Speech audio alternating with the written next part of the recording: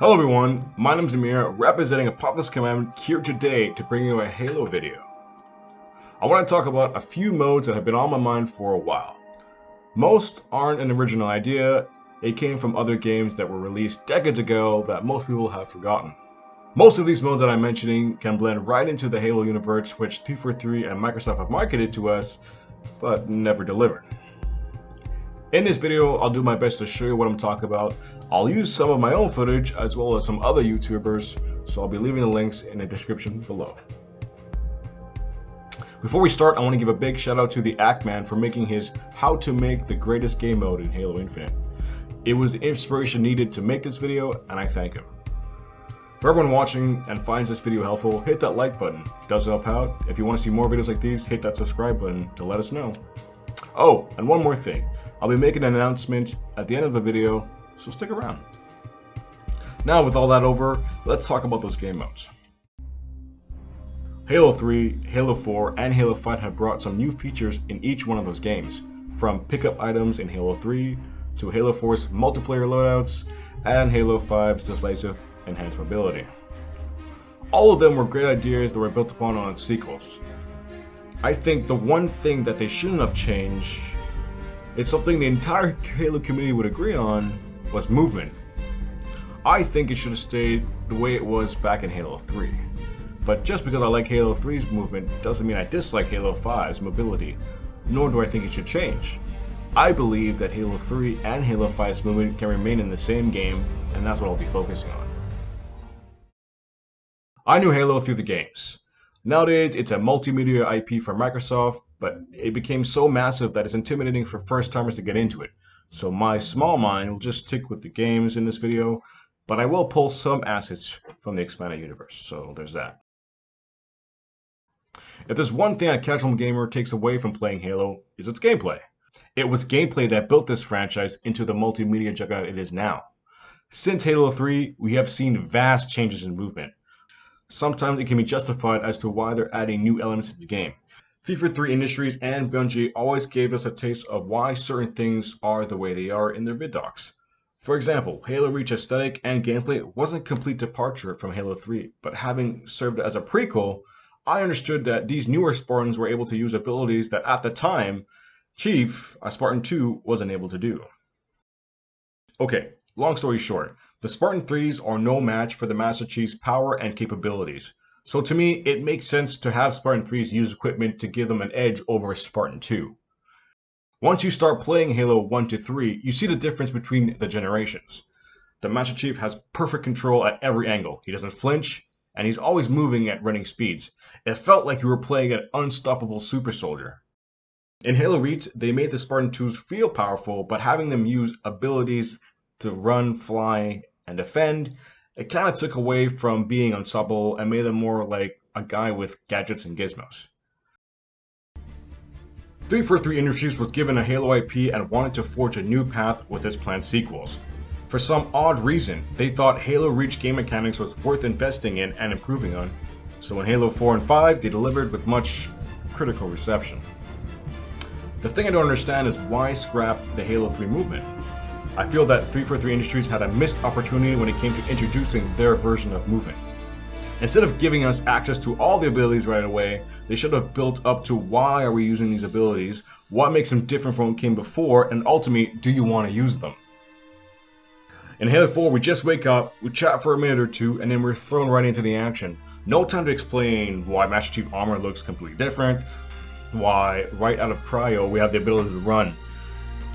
If we would have started with Halo 3's non-running method and then introduced to us the new mechanics, it would have made for an interesting transition. So, about those modes. One of the ideas for the modes came to me when I was playing a few matches of Capture the Flag in MCC, Master Chief Collection for those who don't know. I started on Halo 3, then moved to Halo Reach, then finally ended on Halo 4. And all that time, the controls and movements hold up in each game, and then boom! How come we don't have Spartan generations? Like Spartan 2s against Spartan 4s? I mean, it's been there the whole time, and somehow we just overlooked this. 343 Industries wanted all Halo games under one banner, which was the Master Chief Collection. They did it, kudos to them. but who's to say they won't do the same for Halo Infinite's gameplay? Okay, hear me out. I want to go back earlier where I said if there's one thing the entire Halo community can agree on was what made Halo Halo. Ever since 343 Industries released Halo 4, fans have been crying about the removal of Sprint and how it ruins Halo. Halo 5 proved that they're moving forward with this type of mechanics and probably won't change. Now with Halo Infinite on the horizon, I feel 343 Industries has found a way to both have classic movement and advanced mobility in the same game. And here's a shot in the dark. 343 Industries has come up with a way to have both movements in the same match. What would that match look like? Would it be a Spartan Launch versus Master Chief in Halo 5? Hell no. The right place to do this would be in Halo 5's Warzone.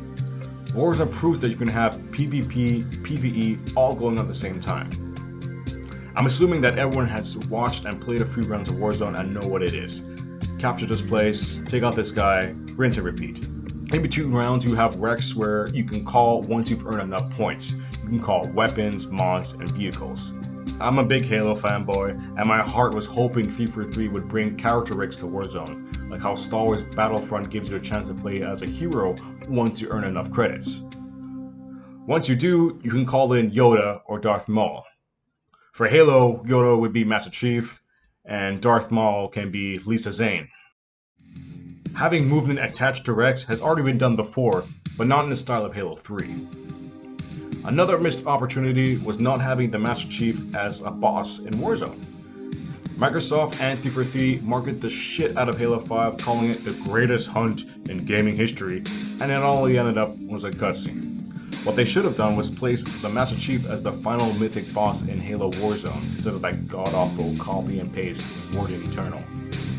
All you have to do is make Master Chief's movements more quick, give him a Spartan laser with 100% accuracy, and he's basically a Spartan Warden Eternal. All of those elements are already introduced in the game, so it doesn't feel cheap when getting killed by it, until you get killed by it. The funny thing is, I wouldn't mind getting my ass handed to me if it was the Master Chief. It adds to the overall badassness the Chief represents. He's a demon. Having him overpowered in his own game would be the right choice. Warzone is big, has lots to do, and many ways to win. But what about arena multiplayer?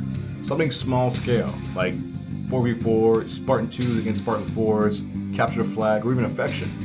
Well, it would prove to be more difficult to balance quick movements of the Spartan 4s and the expert precision of the Spartan 2s. I'm sure with enough time, it could be done.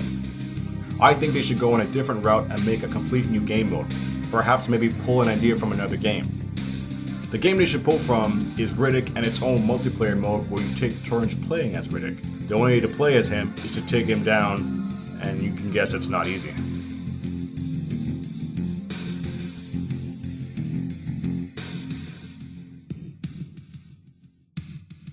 So let's just take Riddick and turn him to the Master Chief, then take a few Spartan 4s and have a 1v4 or 2v8 breakout style.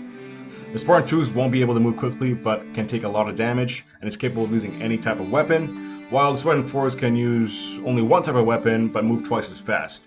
All you need to do is make the rounds quick, forget showing stats of who killed who, it should be in and out, everyone gets a turn, or hold on as long as you can.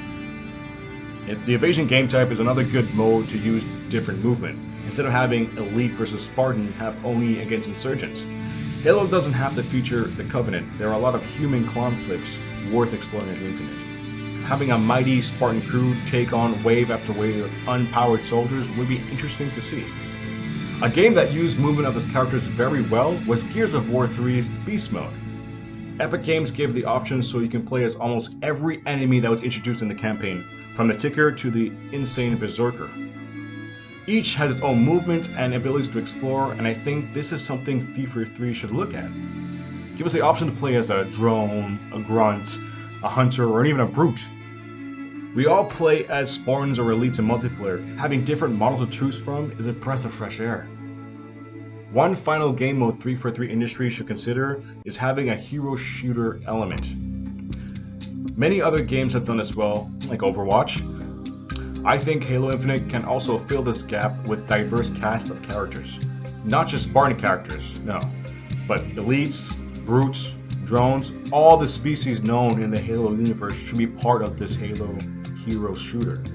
You can have interesting characters in a game without fully explaining their backstories.